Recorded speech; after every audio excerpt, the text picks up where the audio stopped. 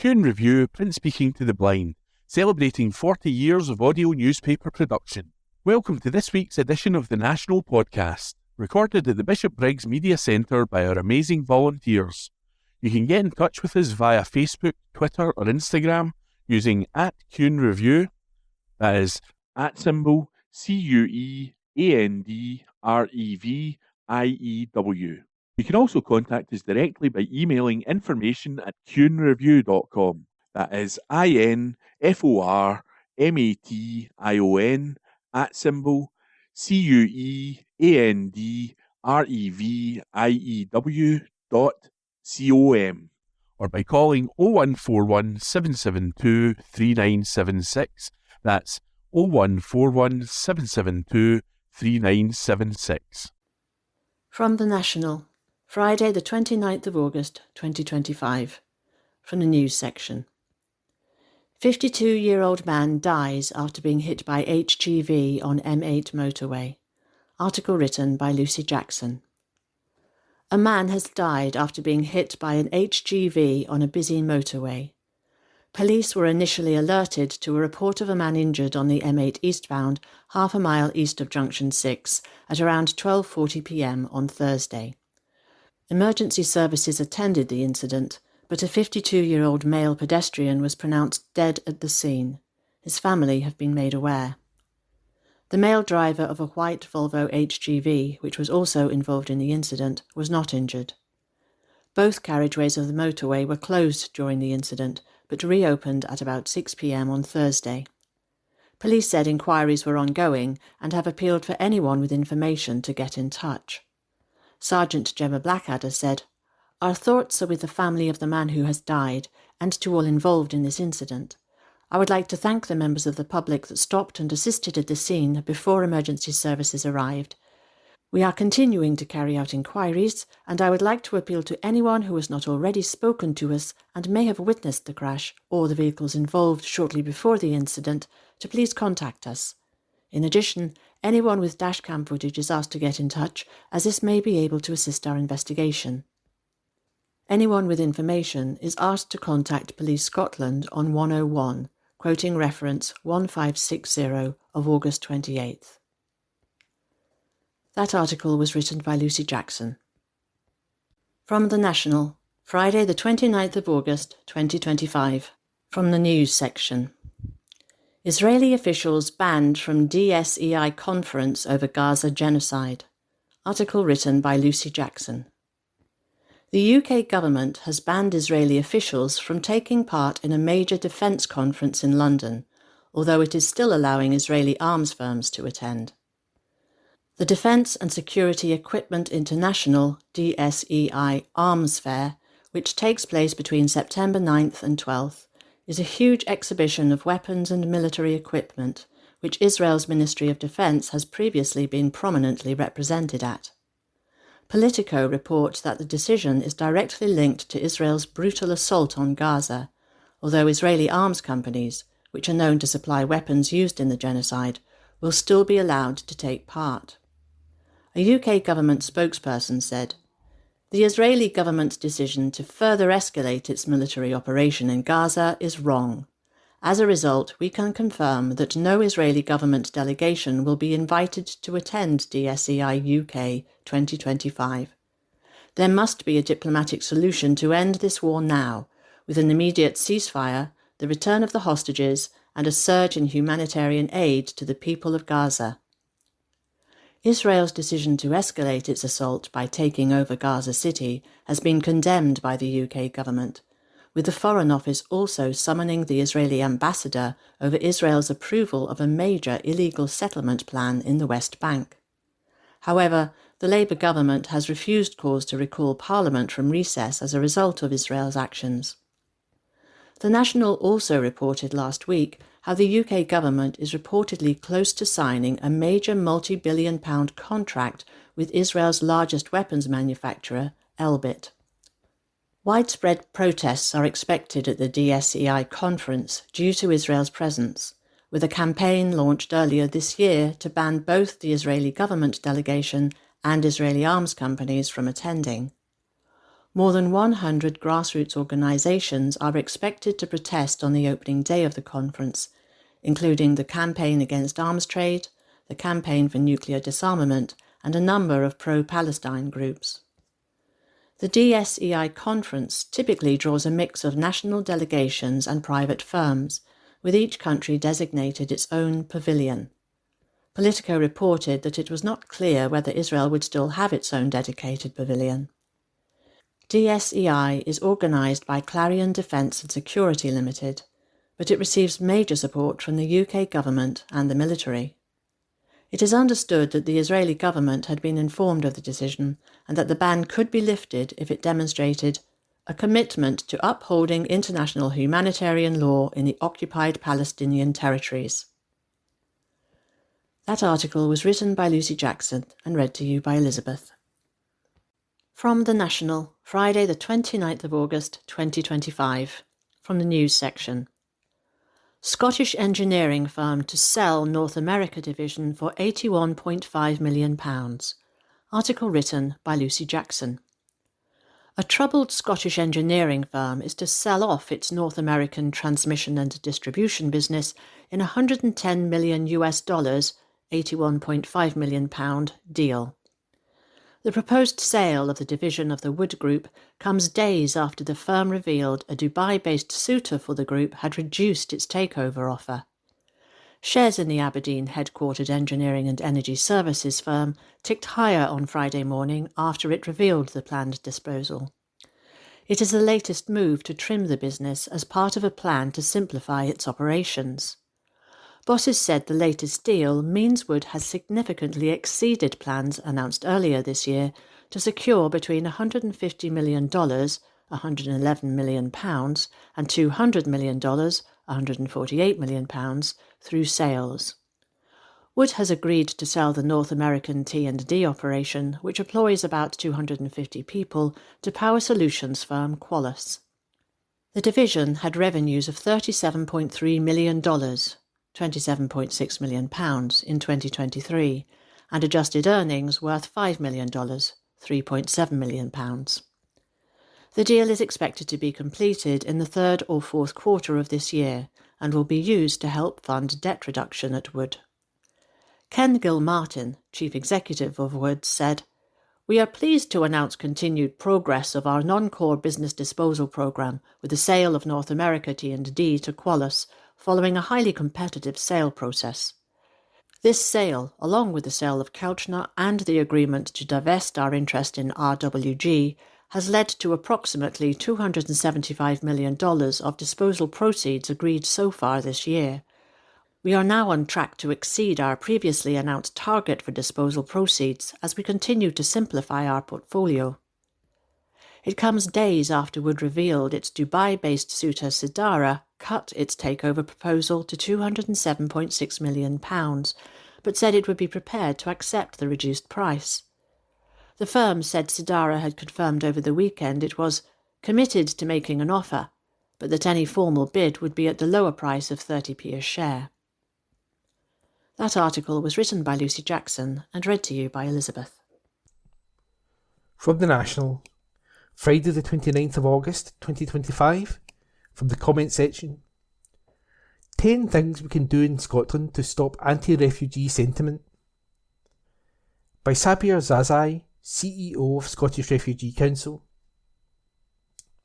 Over the last few weeks, we have seen an escalation of anti-refugee protests taking place across parts of the country. The slogans continue to be loud, the anger palpable. But beneath the placards and headlines lies a deeper question. What kind of society do we wish to be? In moments like these, it is tempting to respond with equal force, to meet hostility with outrage, but we must resist that impulse. Instead, we must call for calm, for clarity, and above all, for compassion. We must remember that people are at the heart of this. People like us, with families, friends and children. Refugees and individuals who have fled war, persecution and unimaginable hardship in search of safety. To live in fear is not a choice, it is a condition forced upon them. And when we allow fear to shape our response, we do not become safer, we become smaller. I say this not only as someone who works alongside refugees every day, but as someone who has lived that journey. I have seen what conflict does to communities, how it fractures trust, uproots lives and leaves deep scars that won't heal for generations. But I have also seen what peaceful coexistence can build. Resilience, renewal, and a shared sense of belonging. These are not abstract ideals, they are lived truths. This is not only about refugees, it is about who we are, about the kind of society we wish to build for future generations. Let us not be defined by the loudest voices of division, but by the quiet courage of those who choose empathy over enmity. Our cohesion is a delicate, fragile flower. It is our shared responsibility to nurture and preserve it. If we are sincere about building a society rooted in dignity, justice and compassion, then we must move beyond reactive outrage and towards solutions that could work for all of us. Here are the steps we can take together to turn the tide. 1. Challenge misinformation swiftly and publicly. All key institutions, including local authorities, police and community leaders, must respond to false claims with facts and not silence. Delay allows lies to fester. Rather than inflame divisions, our political leaders have a duty to bring people together. 2. Reclaim the narrative. We must tell the true stories of refugees, amplifying voices that help to humanise, not demonise. People seeking sanctuary aren't a problem that needs to be solved. It is a system that needs fixing. 3. Reform the asylum system. A broken system does not help anyone. Long delays in asylum decisions, accommodation away from the warmth of community, and the lack of right for people to work creates conditions for scapegoating of people with deep scars of trauma. We need timely and just decisions and to allow people the right to work. 4. Strengthen legal protection.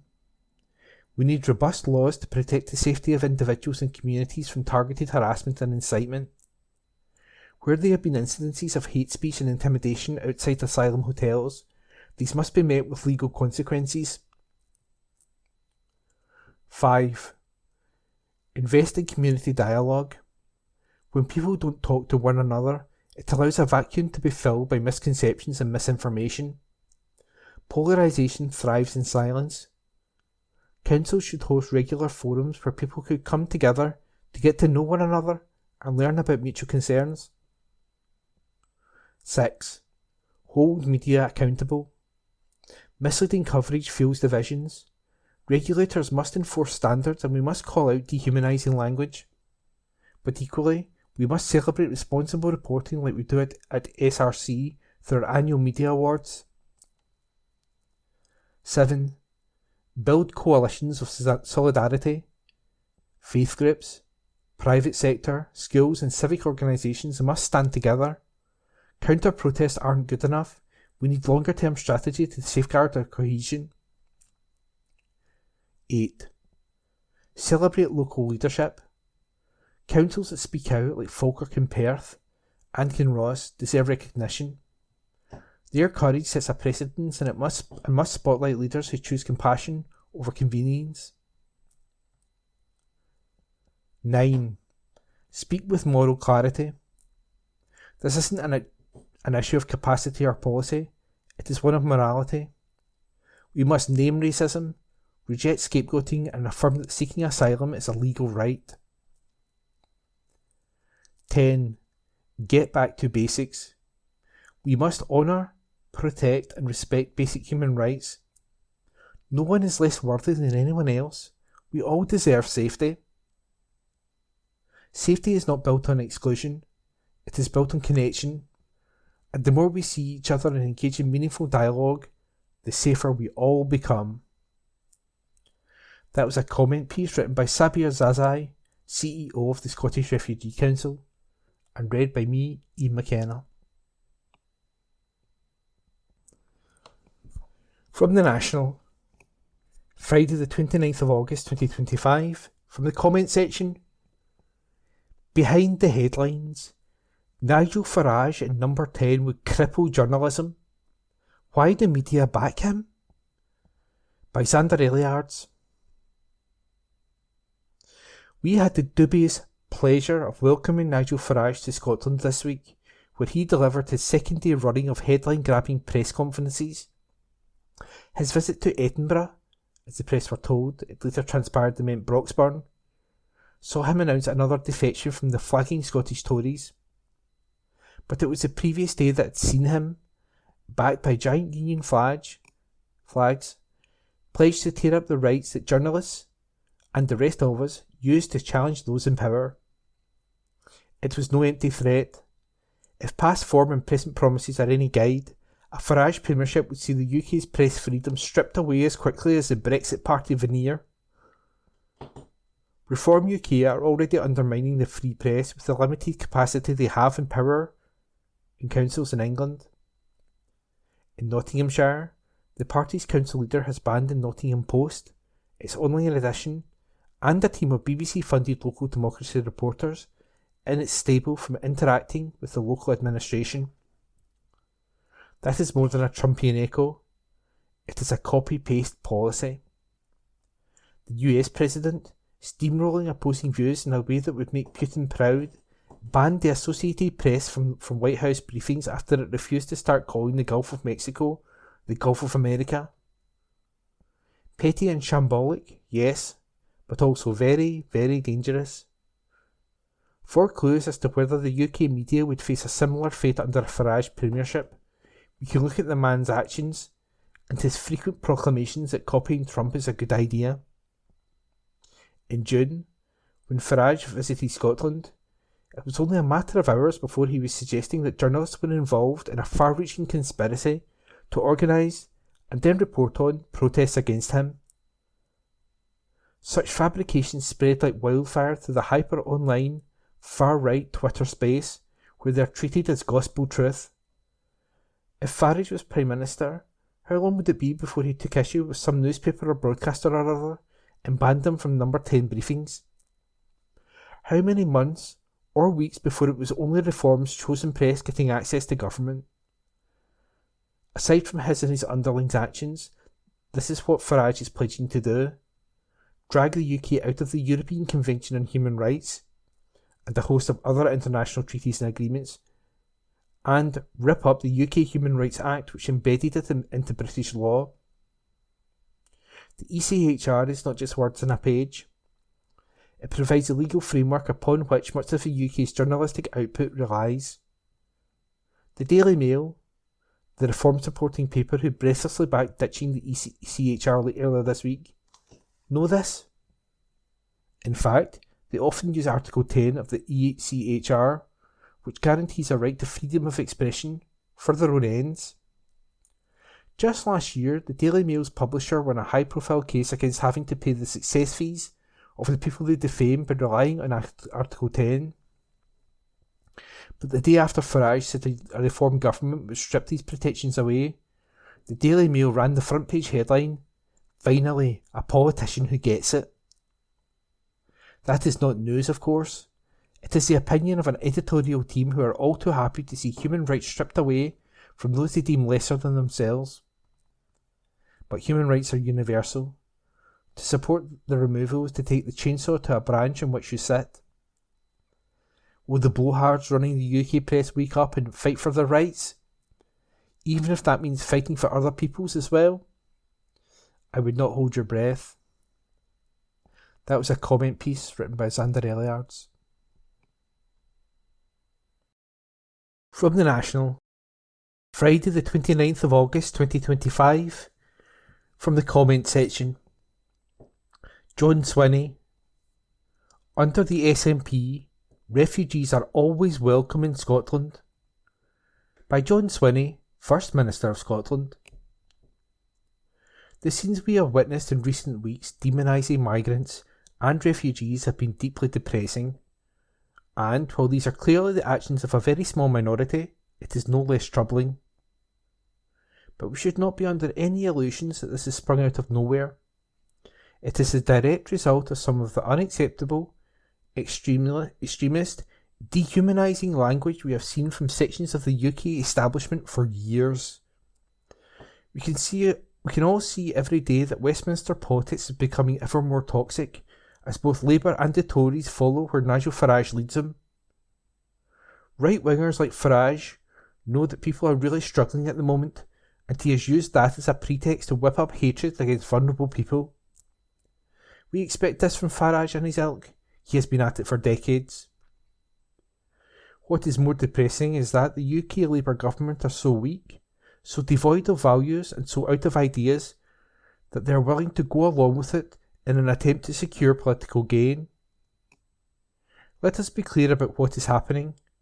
The Westminster system has completely failed people and is looking to distract from those failures by scapegoating and stigmatising people who have been through unimaginable hardship. It is pathetic, it is cowardly, and I will have no part in it. It was not migrants who imposed austerity on our communities and drove down living standards. It was not refugees who have pushed children into poverty. It is not women and children fleeing from persecution who are driving up energy bills and food prices to unsustainable levels. All of this was done by the same Westminster system that is now trying to scapegoat innocent people. For me, politics is about giving people hope for a better future. The SNP's vision for Scotland is one where everyone is treated equally and where we value all of our neighbours for the contributions to our society and our culture. Refugees have been through so much, and they deserve the solidarity of our whole society, not the scorn whipped up by extremist politicians who have nothing positive to offer. But amongst the noise, let us remember that many people have come out to show their support for refugees. In my own constituency in Perth last weekend, the community stood up and said that we are proud to offer sanctuary to those fleeing circumstances that most of us are lucky enough to have never had to experience. My message today is that, under this SNP government, refugees will always be welcome in Scotland. We will never give in to those who seek to divide us, and we will continue to value refugees as friends, neighbours and valuable parts of our communities. And my pledge is that, when we secure the full powers of independence for Scotland, we will use them to ensure refugees are treated fairly, with the dignity and respect they deserve, rather than left at the mercy of a UK government with Nigel Farage pulling the strings. That was a comment piece written by First Minister John Swinney and read by me, Ian McKenna. From the National, Friday the 29th of August 2025, from the comment section. What I learned from talking to anti-refugee protesters in Falkirk, by Pinar Aksu. It has been very unsettling to witness what we are all experiencing as a society in the past few weeks. The constant hate being shared across the social media platforms should be a warning for all of us. I have attended many protests and gatherings in my life, from anti-racism marches, showing solidarity to different causes, to trade union protests, asking for better working conditions. However, the protest I attended outside the hotel accommodation for people seeking asylum and refuge in Falkirk was different. These protests are organised under the name of concerned citizens, worried locals and peaceful protest. To weaponise one vulnerable group in society to attack others is hateful. There was nothing local nor peaceful about these people. They were brought there from all over the country, including far-right organised groups who did Nazi salutes and death threats. There was even a banner that said, "Kill 'em all, let God sort 'em out." I want to remind that the people who are staying in the hotel accommodations are human beings. They have families, friends, they have lives. They have a right to seek asylum and refuge, just as we have the right to adequate housing, better working conditions, the right to education and more. For years now, we have been campaigning to highlight the threat of the far right as they mobilise in communities, spreading their lies. So much anger and hate, using austerity, poverty, the housing crisis and blaming immigrants rather than the political system.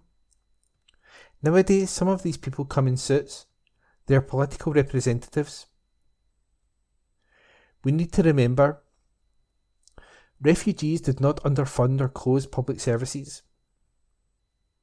Refugees did not remove benefits from disabled people. Refugees did not stop creating more social housing for all.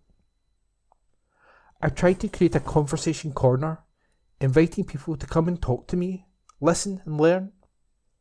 I spoke with a group of young people, possibly around 14 to 15 years old. They were confused about what was happening and the aggression displayed by these so-called peaceful protesters. They said, "Why are they placed in hotels? But I've seen TikTok videos of them, ... Are they all illegal? How long will they stay? I heard they get £100 per week." Reality, people seeking asylum and refuge are banned from working. We spoke for a while, and I appreciated this. As educator Paulo Freire said, true dialogue cannot exist unless the dialoguers engage in critical thinking. I have also seen young children shouting, holding banners saying we want our country back, Scotland first, protect our kids, stop the boats. Since the 2020 Parkland tragedy, we have been calling to end hotel detention. The system kills people. Now, the far right is creating its own system where the communities can cause serious harm. Not all people were far right. Some were confused, some are being influenced by these myths. But this is how it starts. Fear, division, hate. We are better than this. Let's remember we are all citizens. We are all human beings. People just want to have a normal life like you or I. And that was a comment piece written by Pinar Aksu and read by Ian McKenna. This is from The National on Monday 1st September 2025 from the news section. 60-mile detour after landslide near the Rest and Be Thankful by Laura Pollock. Motorists are facing a diversion of around 60 miles following a landslide near the Rest and Be Thankful. Road management and maintenance company Bear Scotland said the landslide happened on the A83 at Butterbridge between the Rest and Be Thankful and Glen Kinglas in Argyll and Bute. Police said the old military road diversion, which is often used as an alternative route, is not in use on this occasion. Traffic is being diverted along the A819, A85 and A82, which means some motorists will face a journey of around 60 miles. Bear Scotland said its operational emergency team is on site assessing the situation. It said this will also require a geotechnical inspection in daylight before a clear-up can begin and resources are being mobilised for this. That article was by Laura Pollock. This is from The National on Monday 1st September 2025 from the news section. ScotRail peak rail fares axe will be sustainable, says John Swinney. By Laura Pollock. John Swinney has said the £40 million cost of scrapping peak rail fares in Scotland will be financially sustainable, with the policy encouraging people to switch from cars to trains. On Monday, peak rail fares were scrapped on Scotland's train network. The Scottish Government announced the move earlier this year after previously refusing to do so following a year-long pilot, citing a lack of uptake. The decision means commuters will pay less to travel in the mornings or evenings, with the price of a return ticket between Glasgow and Edinburgh dropping from £32.60 during peak times to £16.80. Last year, Swinney said that financial sustainability was the reason for the pilot scheme coming to an end. On Monday morning, Swinney and his Transport Secretary Fiona Hislop met with ScotRail apprentices at Edinburgh Waverley Station, along with the operator's managing director, Joanne Maguire. He told the PA news agency, "This is financially sustainable because it's an investment in the rail network and it's an investment in the people of Scotland. People in Scotland, simply travelling from Edinburgh to Glasgow on a daily basis, will see their travel costs fall by almost 50%. That's a massive saving when people are struggling financially. But it's also because of the effective management of public finances that the SNP government is able to afford such a measure." Swinney said he expected the annual cost to be about £40 million to £45 million each year and lead to huge savings for individuals. He said this would help people to move from their cars onto trains, which would provide environmental benefits. The First Minister had earlier described Monday as a historic moment for Scotland's railways.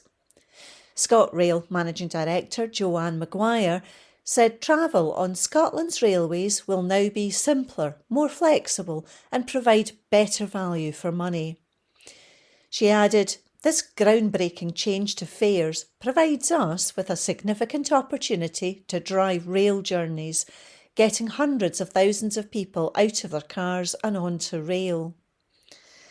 The Scottish Greens, who pushed for the move while in government, said the change is a big step in the right direction. Green MSP Mark Russell said, "Peak rail fares have always been a deeply unfair tax on people who have no say over when they need to travel, and I am delighted that we're finally rid of them. I'm glad that the Scottish Government has finally listened to the Greens, the trade unions and the rail users who were responsible for securing the initial pilot.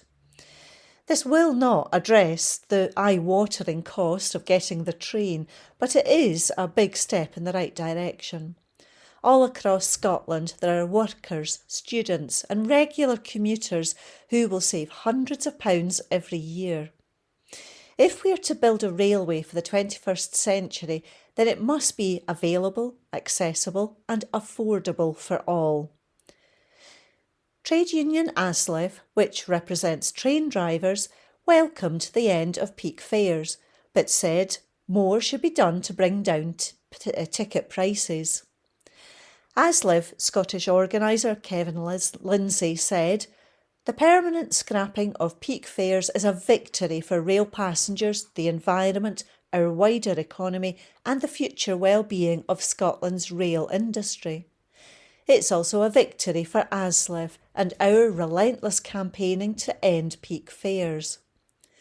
We are pleased that the government finally saw sense and resolved to support the scrapping of peak fares, ending the de facto extra tax on workers and making rail more affordable for them and other passengers when travelling during so-called peak times.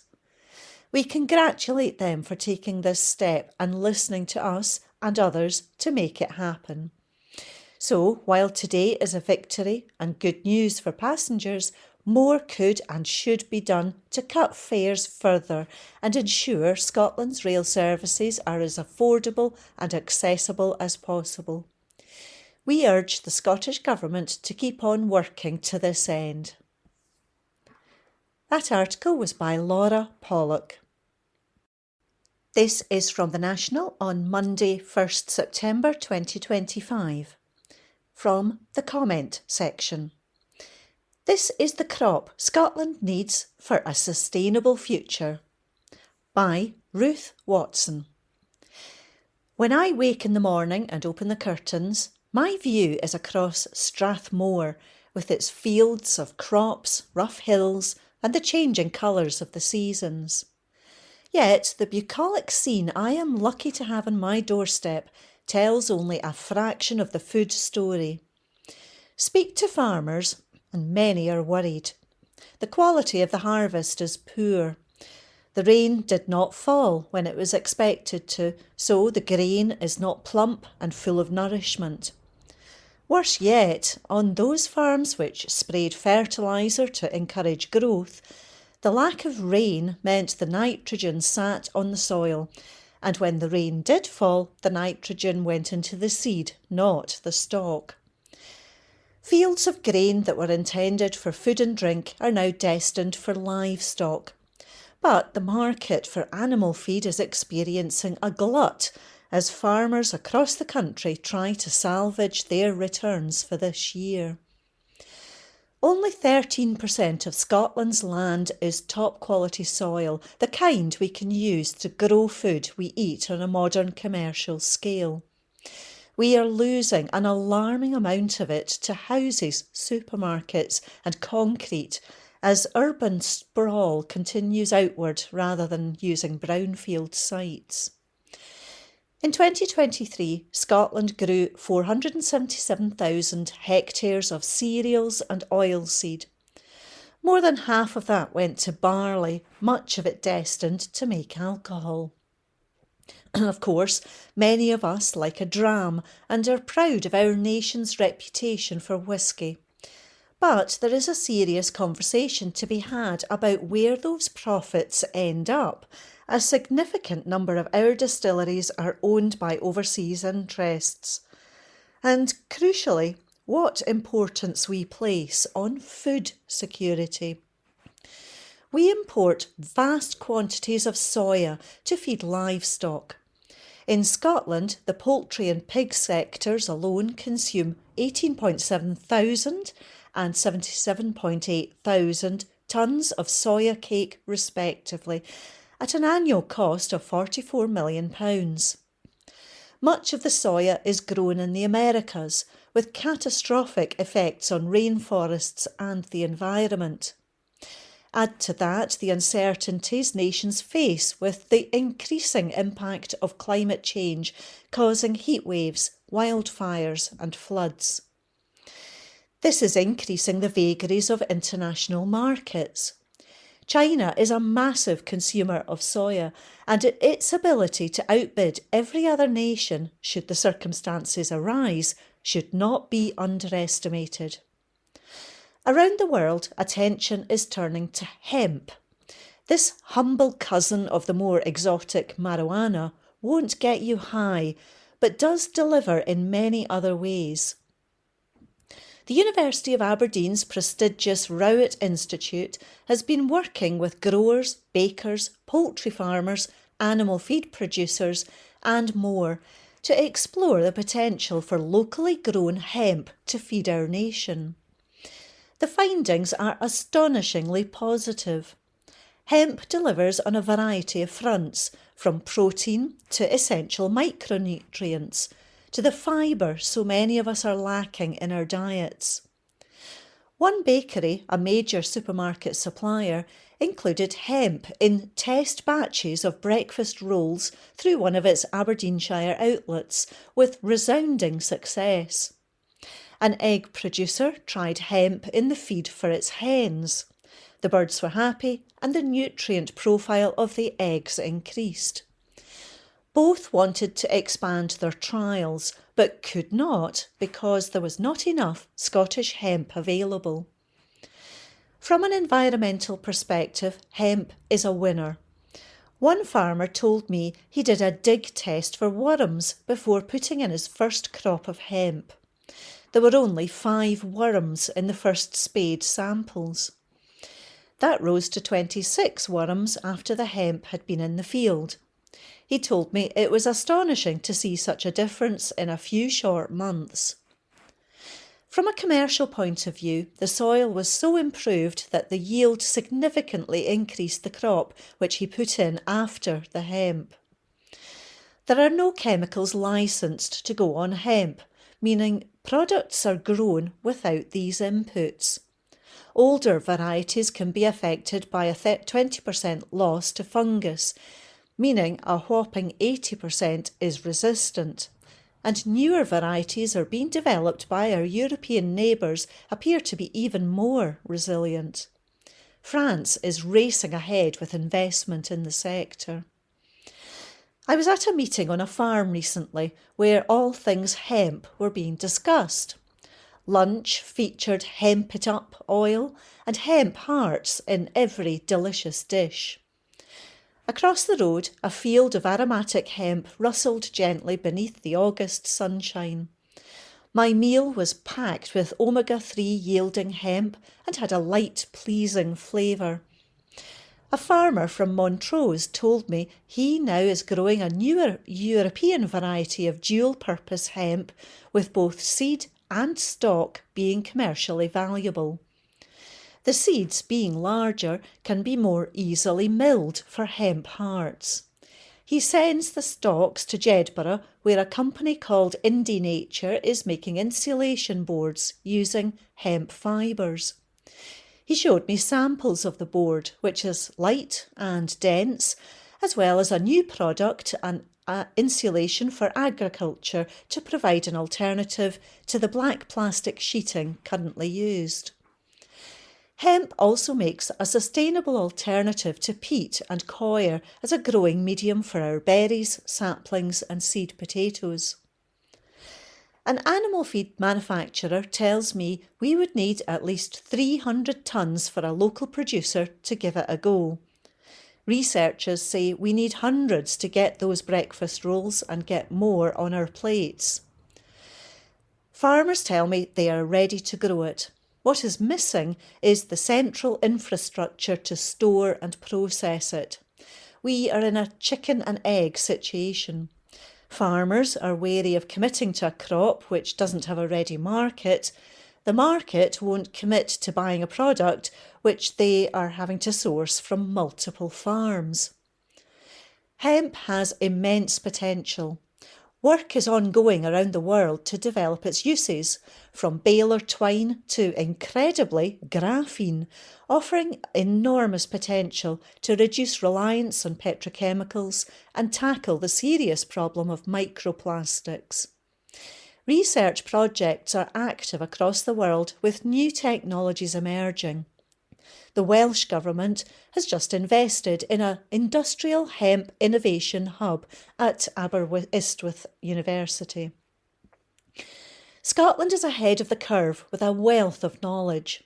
We have industries which are keen to develop the potential hemp offers, and the range of varieties available makes hemp suitable as a crop across much of Scotland, offering enormous value in terms of carbon sequestration as we work towards our climate goals and the 2045 net zero commitment.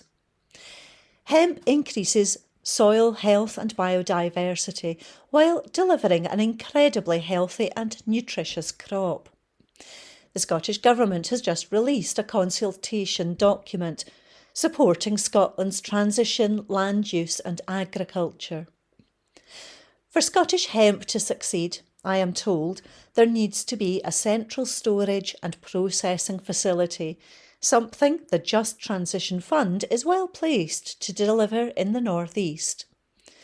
Please take a few minutes to fill out the consultation, which can be found at consult.gov.scot/agriculture-and-rural-economy/supporting-Scotland's-transition-land-agric.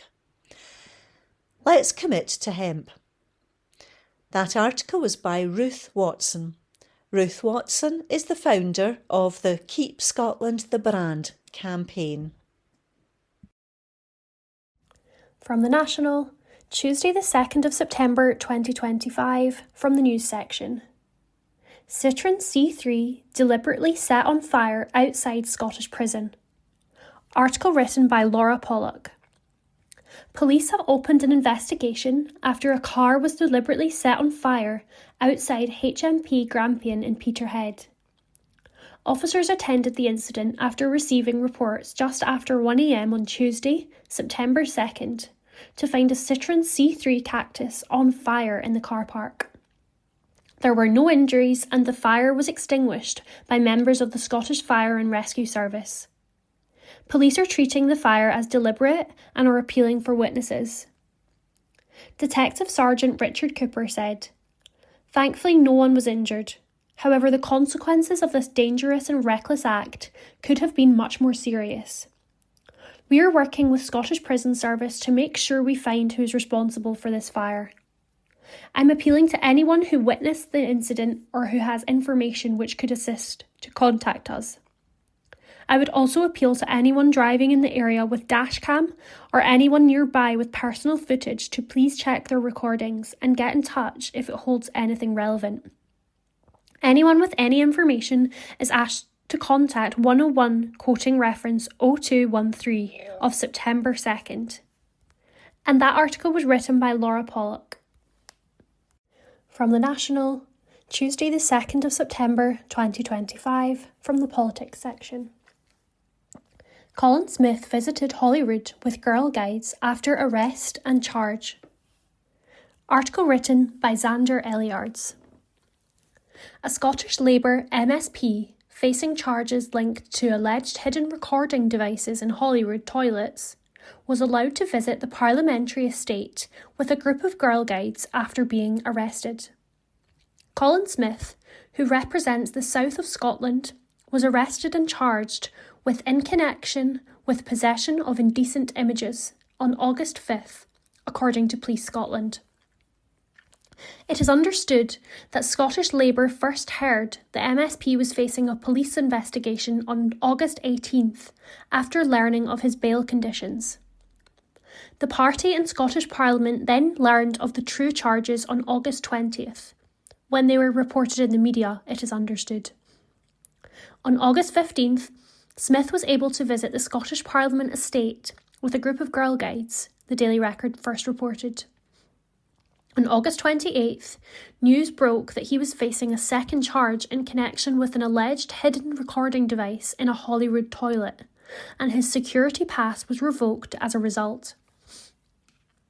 A spokesperson for Girl Guiding told the Record, "Girls' safety and well-being is at the heart of everything we do in guiding. We are aware that an MSP has been charged by Police Scotland. The MSP was present during a visit by Rangers and young leaders to the Scottish Parliament in August.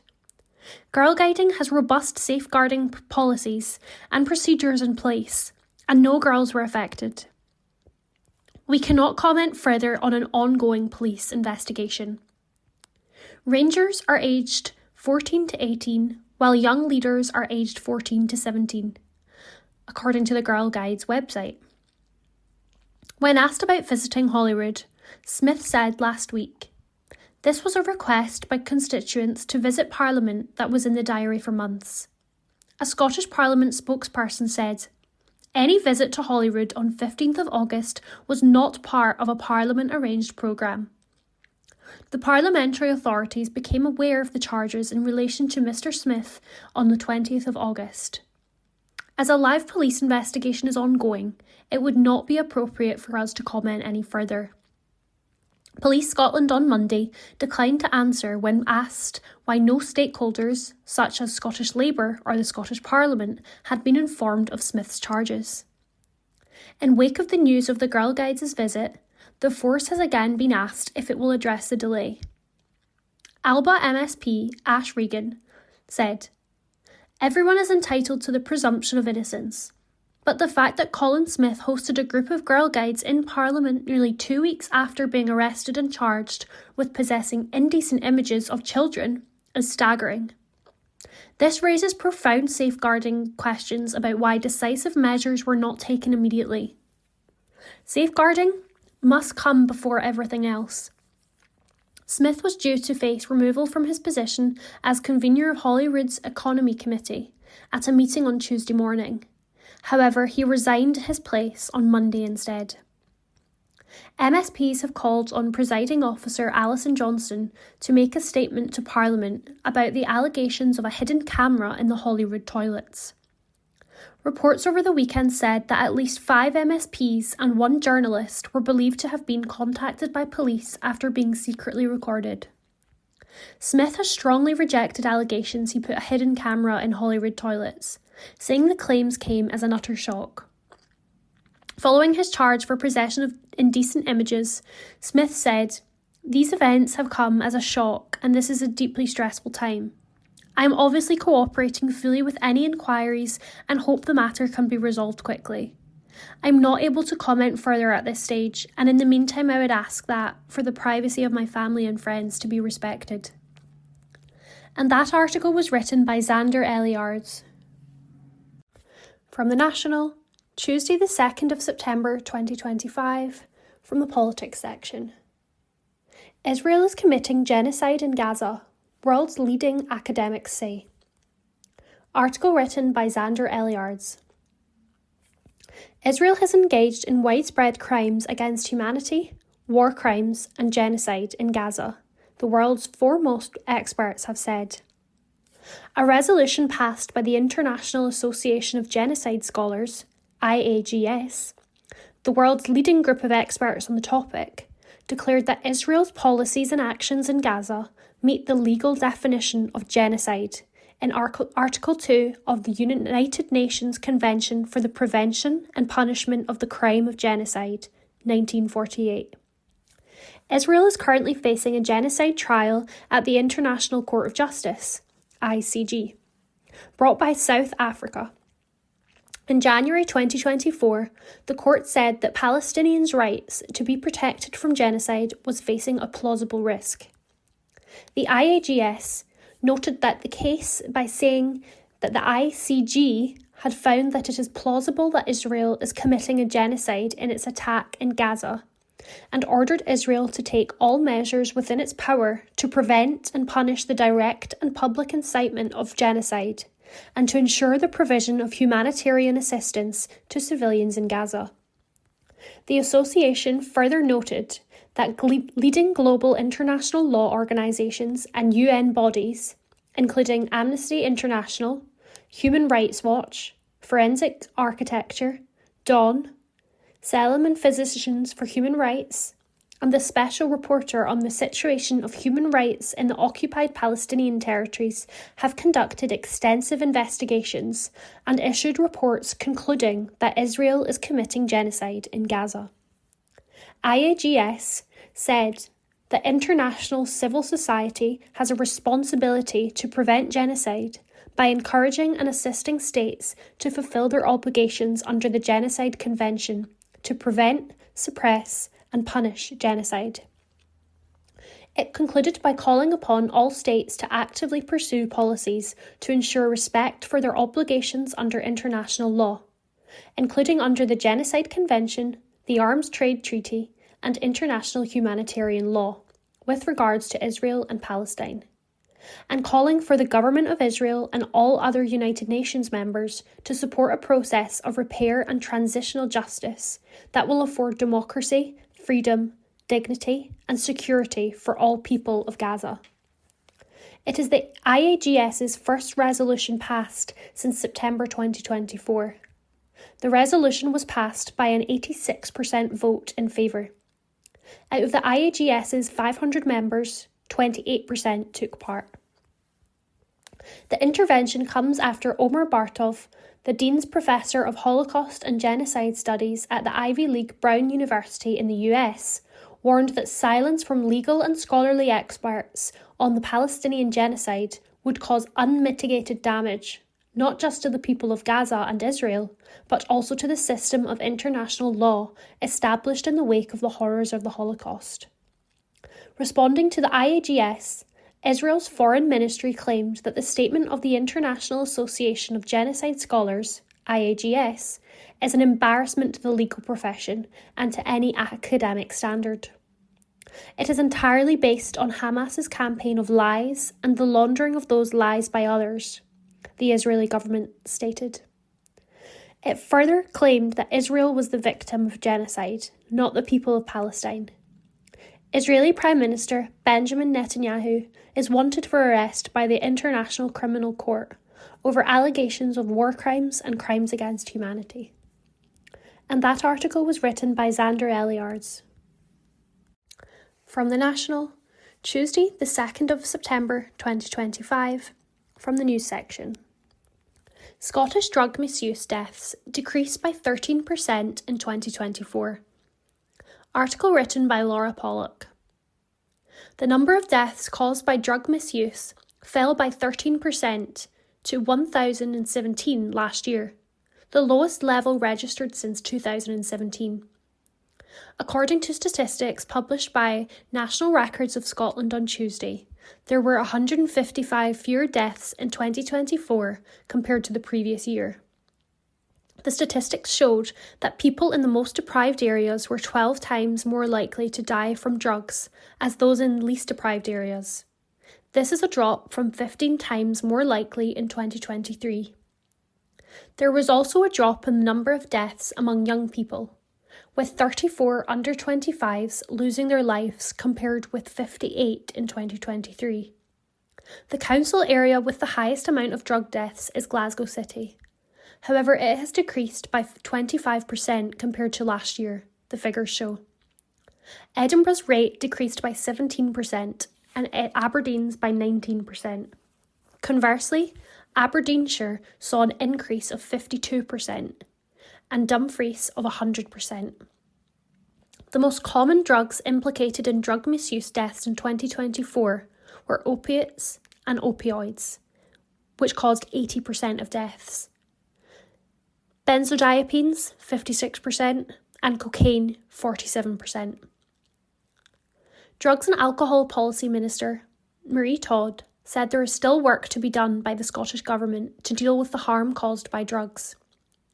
During a visit to the Scheme Livy Recovery Project, which offers a variety of creative workshops to support people dealing with substance use, Todd said, "My heartfelt condolences go to all those affected by the loss of a loved one through drugs.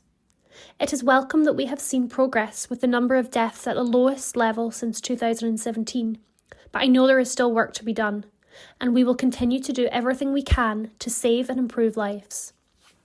This is particularly true as we face new threats from highly dangerous synthetic opioids like nitazenes, which further raise the risk of overdose and death. That is why we are providing record levels of funding for drugs and alcohol programmes and widening access to treatment, residential rehabilitation and life-saving naloxone. We have also supported and funded the opening of the UK's first safer drug consumption facility and are working at pace to deliver drug checking facilities. The Thistle in Glasgow, the UK's first safe consumption space, opened in January 2025, meaning any impact on the figures will not be visible until next year. She added, "The spread of grassroots support, enhanced by our funding of more than 300 organisations and projects, has also made a difference on the ground. However, we will always want to do more and will continue to work hard to adapt to new patterns of consumption and demand to direct support where it is most needed." The Scheme Livy co-founder, Aidan Martin, said, "At the Scheme Livy, we've seen firsthand how grassroots projects, supported by Cora, can transform lives. Since launching full-time in March 2023, we've welcomed over 3,100 attendees, with 524 unique footprints, to our free creative workshops, which carry both the therapeutic and creative benefits. These attendee numbers highlight the real need for safe, supportive spaces for people impacted by addiction, trauma, mental health challenges, social isolation, and social deprivation." Scottish Labour Health spokesperson Jackie Bailey said, "Every life lost to drugs is a tragedy, and each has a devastating impact on families and communities across the country. While it is welcome that there has been progress made towards reducing the number of fatalities, there are still far too many lives being needlessly cut short. Scotland's drug emergency is claiming far too many lives, and more must be done to not only save lives but ensure that people can get the recovery support that they need. The SNP government must also work with Police Scotland, local authorities and health boards to ensure that those making money out of this misery are held to account, while their victims have the best possible chance of recovery." And that article was written by Laura Pollock. This is from The National on Tuesday, the 2nd of September 2025, from the comments section. Why the SNP are being cheeky about peak rail fares. This article is by Ellie Gomersall. A famous tweet by ScotRail in 2019 read, "We don't charge extra to travel at peak times, but we do offer a discount to travel at quieter times." It was and continues to be blasted for its disingenuousness, as well as exposing how silly the concept of peak fares really is. Public transport should be a public service, and although ScotRail was renationalised back in 2022, it has taken far too long for the SNP government to pass on the benefits of nationalisation to the Scottish people.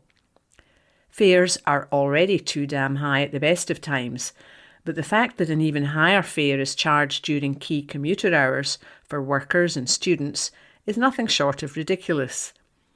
That was until yesterday, when thanks to campaigning by trade unions and the Scottish Greens, peak rail fares were finally scrapped for good on all ScotRail trains. This move will save people potentially hundreds of pounds a month on their commutes, as well as making it easier than ever to choose the train instead of the car. But some of you might be getting déjà vu. And that's because this isn't my first column celebrating the scrapping of peak rail fares. The Scottish Greens previously secured this win as part of the Bute House Agreement, only for John Swinney's SNP to bring them back less than a year later. It was part of a package of undoing some of the most progressive policies achieved during the agreement with the Greens. But it seems that with an election round the corner, the SNP are realising that making it even more expensive to travel to work, college or uni was maybe not the vote-winning strategy they thought it was. As a result, SNP politicians are now posing with huge prop tickets reading, "The SNP is scrapping peak rail fares." A message on par with that famous ScotRail tweet in terms of disingenuousness and missing out half the picture. With a return fare between Glasgow and Edinburgh costing as much as £32.60, the fares charged by ScotRail during peak times during the past year were nothing short of daylight robbery. So I'm afraid I won't be showing my gratitude to the robber for promising not to rob me again. Instead, I'll give my thanks to the many campaigners and trade unions, including the RMT, ASLEF and Unite, who fought consistently to make this win happen, along with pressure inside Parliament from Green MSPs. Enough, though, on assigning credit. This is a genuinely positive move, which I'm delighted to see, undoing a classist policy which for far too long has made the greenest and often quickest way to travel in Scotland prohibitively expensive for too many commuters. Scrapping the peak rail fares is just one example of making our nationalised public services work for us, and only underlines the need for more ambition, both on our railway and beyond. Some of this the Scottish Government, frankly, has little to no excuse not to have already done. Integrated ticketing, for example, which would make it so much easier to travel by bus, train, tram and subway, and would put us on a par with pretty much every modern European country, was touted by the SNP-run administration in 2008, 2012, 2018 and 2024, yet still there is nothing to show for it. Similarly, the Scottish Government could use its current taxation powers to redistribute wealth and invest further in Scotland's railway, reopening key lines in places like the North East, and increasing capacity on existing lines through dualling, electrification, and investing in bigger, more accessible trains. One of the, in my opinion, nonsense excuses the SNP gave last year when announcing they were reinstating peak fares was the expected modal shift of passengers during the trial without them. In other words, the number of people who shifted to using the train from another mode of transport was less than the government's self-imposed target of 10%, instead sitting at just under 7%. Many experts at the time pointed out that the scale of modal shift the government was aiming for takes longer than the short-lived 11-month trial period the government was giving it. But the other big reason a lot of people might not have chosen to switch to the train was because the timetables, wider fare structure, and even the trains themselves just don't work for the people in mid-2020s Scotland. With waits of well over an hour between trains on some intercity routes like between Perth and Dundee, and waits of as long as 40 minutes during key commuting times, even on some major urban routes like Glasgow's Cathcart Circle, it's little wonder the trains that do arrive are packed like sardines and drive commuters to drive instead. Pair this with the prohibitive cost of having to buy a separate ticket for bus, tram and subway connections, and it's clear we've got a transport system that has huge potential, but only if our governments have the ambition needed to unlock it. And I say governments because Scotland's railways are yet another example of the inadequacy of devolution and the need for independence. Westminster, through National Rail, Network Rail and the Rail Delivery Group, continues to hold responsibility for key aspects of Scotland's railways, including the tracks, signals, rail cards, major stations and some aspects of the fare structure beyond the annual fare increases set by the Scottish Government through Transport Scotland.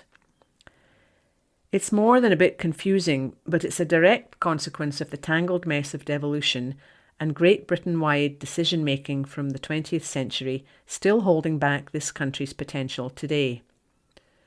Nonetheless, the scrapping of peak rail fares shows what we can do when we have the ambition. Hundreds of pounds going back into the pockets of workers and students every month, and an acceptance that the classist policy of charging commuters more was and always will be wrong. While the UK government wastes tens of billions on a train route from London to the outskirts of Birmingham, that frankly should always have gone all the way to Glasgow, Scotland is once again doing things differently. And it's once again thanks to people-powered movements from trade unions to the Scottish Greens. And that article was written by Ellie Gummersall and read by Lynn McNeil. The National News on Wednesday the 3rd of September. Budget train firm Lumo set to launch a new London to Glasgow service. An article written by Gregor Young. Rail passengers will soon have an alternative method of travel between Glasgow and London as the budget firm Lumo seeks to expand its routes. At present, the only direct rail service between the two cities is via Avanti's West Coast line. The firm has been criticised for its poor performance, with its managing director summoned to Westminster over its unacceptable performance last year. But Lumo, which currently operates between Edinburgh and London, seeks to offer a competing transport option for travellers. The Office of Rail and Road has approved the extension of the existing service so that the firm can offer a longer journey from and to Glasgow Queen Street. It came as several other routes within England, including new Lumo routes to Hull and Newcastle, were approved. Stephanie Tobin, the Office of Rail and Road's Director of Strategy, Policy and Reform, said, "Approving these additional open access services will increase connectivity on the East Coast Main Line. Importantly, we've ensured that the approval of these services can be accommodated alongside the major service uplifts by other operators, which have been planned into the December 2025 timetable, so together passengers and freight customers can benefit from more direct connections and greater choice from December." Lumo says that it will provide 2 northbound services and 1 southbound service between London King's Cross and Glasgow on weekdays and 1 in each direction on Sundays. According to the consumer watchdog Which, Lumo services can be compared to budget airlines, with cheaper tickets, luggage restrictions, no first class and no buffet car. Lumo was found to be consistently cheaper than rival East Coast rail firm LNER, with returns between Edinburgh and London as low as £91. Prices and timetables for the new Glasgow service are yet to be confirmed. An article written by Gregor Young. The National Politics on Wednesday the 3rd of September. Calls for more safe consumption rooms in Scotland to tackle drug deaths. An article written by Lucy Jackson. Calls have been growing for more safe consumption rooms to be introduced in Scotland, following the publication of the latest drug deaths figures. Statistics published by the National Records of Scotland on Tuesday showed that the number of deaths caused by drug misuse fell by 13% to 1,017 last year, the lowest level registered since 2017. According to the figures, there were 155 fewer deaths in 2024 compared to the previous year. The council area with the highest amount of drug deaths is Glasgow City, although it has decreased by 25%, or 56 deaths, compared to the previous year. Edinburgh's rate decreased by 17%, while Aberdeen's went down by 19%. Glasgow is home to Scotland's first safe consumption room, the Thistle Centre, which opened in the city's East End in January. The facility allows those addicted to intravenous drugs to inject under the supervision of medical professionals. As of the end of June, the service had been used 3,554 times to inject by 377 different people. The National reported how officials at Edinburgh City Council have identified 2 possible locations for a safe consumption room in the capital. If it goes ahead, it would be the second safe consumption room in Scotland. In light of the figures published on Tuesday, which reflect 2024 before the Thistle Centre opened, the Scottish Greens called for an expansion of safe consumption rooms and funding for support services. Scottish Greens MSP Maggie Chapman urged the Scottish Government to grasp the urgency of this situation and to take further action to end drug-related deaths. She said, "Every single one of these deaths was preventable. Real people who deserved a chance at a good life had that chance cruelly taken from them. These deaths have not happened in isolation. A key factor is lack of appropriate and accessible support. And with daily life becoming increasingly challenging to cope with for so many people, we must see a shift in approach." Ms Chapman said that while the opening of the safe consumption facility in Glasgow has been a positive step, those services need to be expanded across Scotland's communities. She added, "We need to focus on harm reduction and treat drug misuse and addiction as the health issues that they are, rather than as criminal ones. There must be greater action from all levels of government, including both Holyrood and Westminster, or we will continue to see more tragedies and more lives being lost needlessly." Speaking to the National, an expert backed calls for more safe consumption rooms to be opened in Scotland. Roy Robertson, a professor of addiction medicine at the University of Edinburgh, said that the Thistle Centre in Glasgow is a wonderful new resource. Professor Robertson told the National that he was delighted that it's now up and running after years of lobbying to get such a facility, adding that he hopes that a second facility will open in Edinburgh soon. He said that potential explanations for the decrease could point towards policy interventions, such as better recruitment into treatment roles, as well as increased public health awareness, but he clarified that it was too soon to tell from the figures.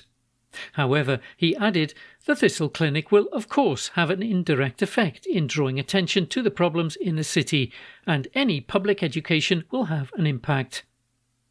Despite the overall decrease in drug deaths, Professor Robertson stressed that the totals were still staggeringly high, as he called for more public information on the risks of drugs like cocaine, updated clinical guidelines, as well as more infrastructure in clinical services. An article written by Lucy Jackson. The National News on Wednesday the 3rd of September. Cruise tourism worth £343 million to Scotland. An article written by Lucy Garcia. Cruise tourism benefits Scotland with an economic contribution worth £343 million, according to what is said to be the first of its kind report. The report from Oxford Economics, commissioned by the Cruise Lines International Association, highlights its role in supporting jobs, businesses and communities. The study found that in 2023, cruise tourism generated £343 million in total economic output in Scotland. It contributed £173 million to the gross domestic product. It supported 4,712 jobs across a range of sectors. It delivered £145 million in wages to Scottish workers, and it produced £61 million in tax revenues. Businesses which benefited included hospitality and tourism operators such as hotels, restaurant and tour companies, transport providers including coach, taxi and rail operators, retailers including independent craft and gift shops, supply chain businesses including food and beverage suppliers, fuel providers, maintenance contractors and port services. Cultural and heritage attractions saw increased visitor numbers. The report comes as Scotland nears the end of this summer's cruise tourism season, with the country welcoming more than 1 million visits from cruise guests this year alone. The managing director of the Cruise Lines International Association UK, Andy Harmer, said, "Cruises play a vital role in Scotland's visitor economy. Cruise guests love to visit Scottish cities, remote islands steeped in history, and the beauty of Scotland's highlands and its coastline. In doing so, they support thousands of jobs across the country and bring with them substantial economic benefits for Scotland." Cruise Scotland Chair Rob Mason added, "Cruise ships bring tourists from all over the world to Scotland. They go to coastal communities other tourists rarely visit, bringing with them vast economic opportunities. With cruise calls being planned up to 3 years in advance, this provides added stability for the local businesses that rely on the cruise calls and helps us to maximise the benefits of cruises to Scotland." An article written by Lucy Garcia. The National, on Wednesday the 3rd of September. Opinion.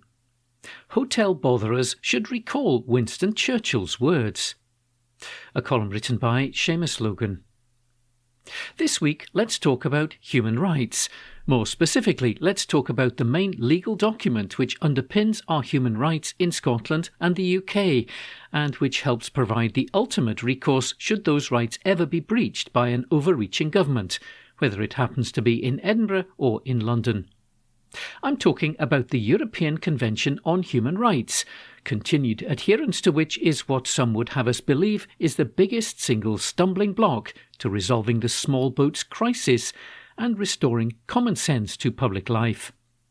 Utter nonsense, of course, but then it's far easier for some legislators to try and blame a foreign-sounding treaty than it is to deliver an immigration and asylum process that is fair and which works. Or have public services which don't require a convenient scapegoat to excuse their shortcomings after 2 decades of failed austerity. Amongst other things, the European Convention on Human Rights offers guarantees for citizens of signatory states of the right to life, liberty, privacy and a fair trial, freedom of expression, association, conscience and religion, and freedom from discrimination. You know, all that sort of snowflakey, wokey-dokey, political correctness gone mad kind of stuff, which these days can be guaranteed to reduce a range of right-wing political and media grifters to a purple-faced state of performative apoplexy in their desperate search for clicks, likes and attention. It's the sort of document you'd think anyone on the right of politics genuinely worried about liberty and the coercive power of the state would be quick to rush to the barricades in order to defend. However, these are not normal times, as the sudden appearance of roundabout painters and peripatetic hotel botherers shows. It's a document which owes much to the political support of Winston Churchill, who, speaking in front of the First Congress of Europe in The Hague, declared, "In the centre of our movement stands the idea of a Charter of Human Rights, guarded by freedom and sustained by law." Nevertheless, there is a head of steam building in Westminster politics from the usual suspects of the Tories and Reform UK, as well as their Blue Labour fanboys and girls, that the European Convention on Human Rights is now surplus to requirements in the UK and can be easily dispensed with in the convenient pursuit of other objectives. However, there's a big Northern Ireland-shaped stumbling block to being rid of the European Convention on Human Rights. This is, of course, the Belfast or the Good Friday Agreement, the foundation document for delivering peace in Northern Ireland, and which squares the circle between competing nationalist desires for a united Ireland and the existence, for now at least, of a unionist majority. The latest example of trying to find a way around this comes in a report from the Policy Exchange think tank. I don't think I'm doing their report a disservice by summing it up as follows.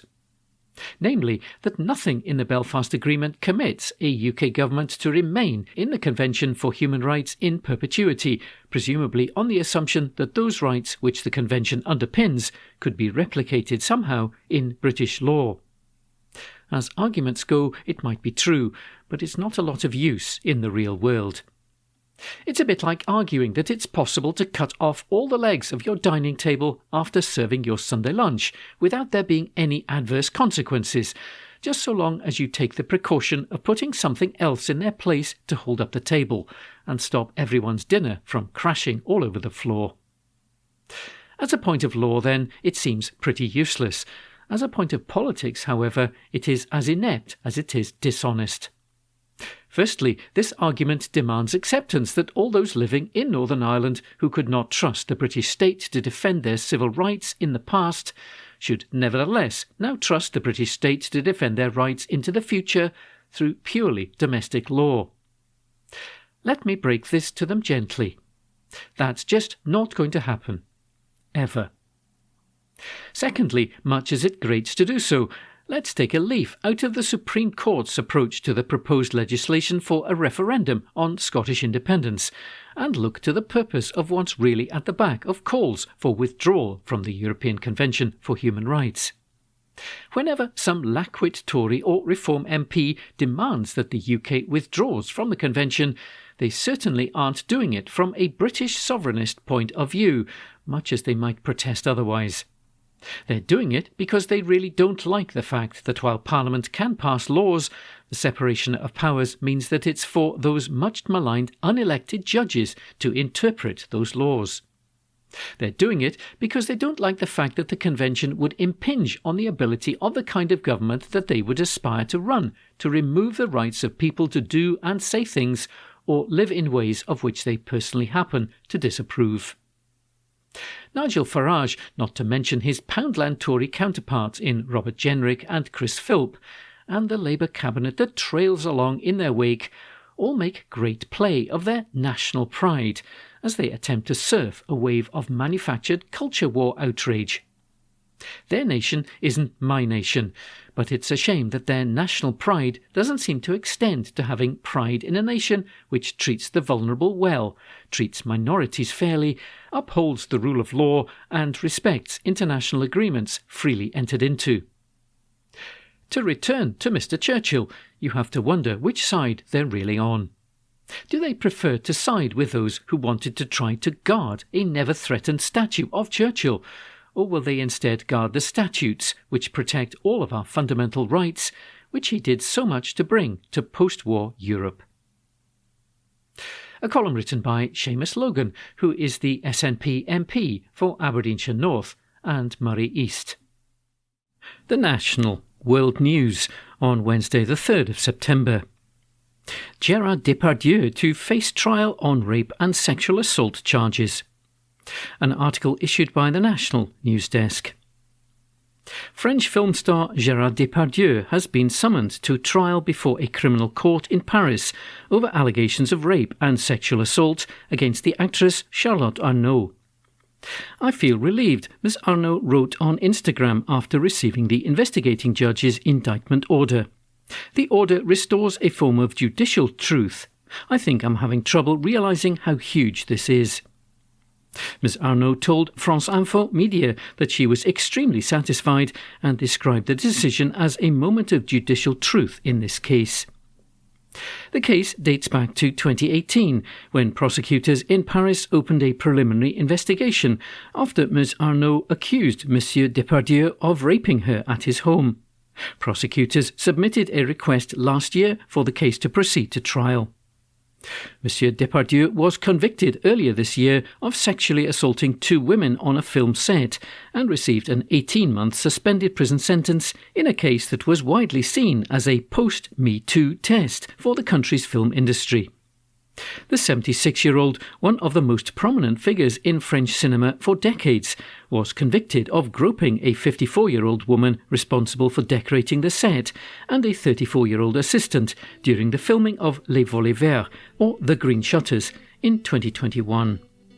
The court ordered his name to be listed in the National Sex Offender Database.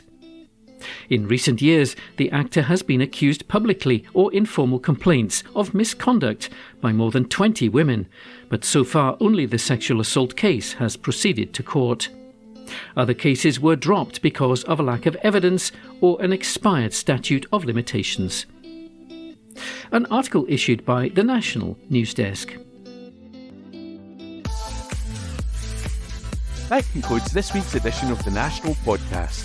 Please remember to subscribe to our channels at Tune Review and to tell your friends about our service.